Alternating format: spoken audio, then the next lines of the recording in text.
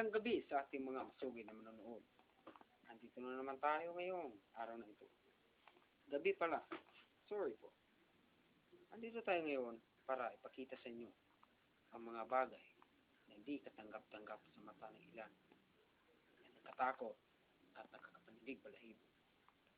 Ako nga pala si John Michael Gamos para sa ating programa Misteryo ang Gabi ng Lagim. May mga bagay. Ngunit, maniwala ka na lang dahil hindi naniniwala ay pangit. Tapos na. Andito nga pala tayo sa bahay ng mga Pilaes kung saan may mga sabi-sabi mga kwento-kwento tungkol sa isang lalaki papakita raw dito. Ayon sa mga sabi-sabi, isa raw sa mga kwarto dito ang nagpapakita. May nagpapakita ng lalaki. Lalo-lalo na sa master's bedroom. Okay.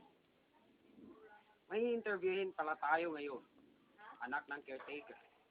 Siya ay si Miss Juana Marie. Malalaman natin kung ano ba talaga ang nangyari sa bahay na ito. O kung ano man. O kung saan partikular nagpapakita ang multo. Alamin natin ang mga nakatagong misteryo. Alamin natin, samahan niyo ako, mga kaibigan, dahil hindi ko kayang mag-isa. Baka makaihi ako sa aking pantalon. Takot. Halina't alamin natin.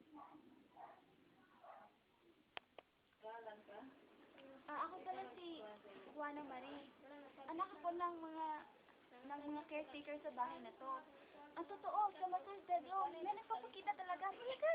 Oo, totoo. Ako, nakatakot nga. Hindi ko alam. Mukhang lalaki. Ewan, hindi ko talaga alam kung may nararamdaman kami. Talaga.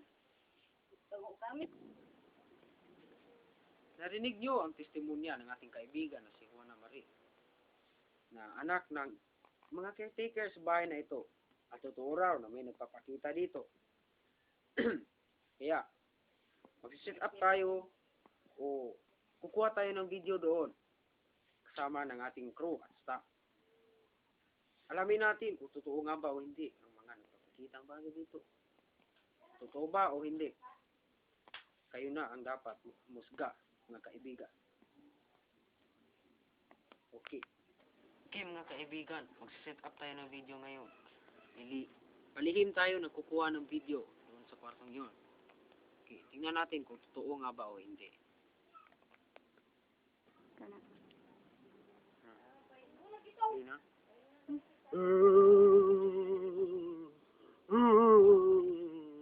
May mga tao pala rito. Lagot kayo sa akin.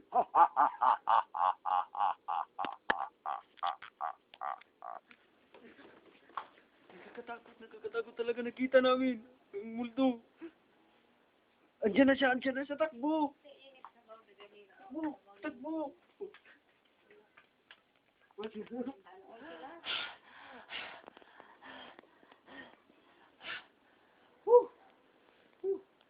Nakakatakot talaga at nakakapagod tong trabaho natin ito. Nakakatakot talaga tong trabaho ko. Ay, nako. Ano bang trabaho na pasukan ko?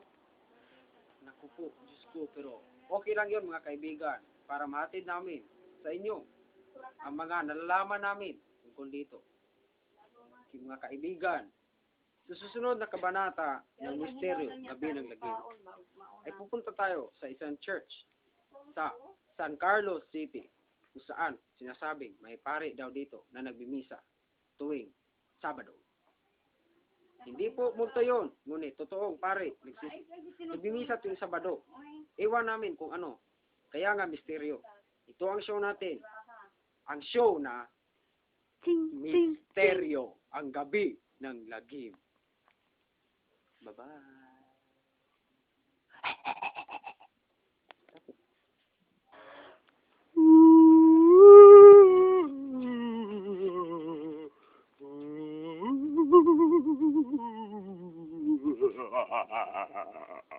Misteryo ang Gabi ng Lagim.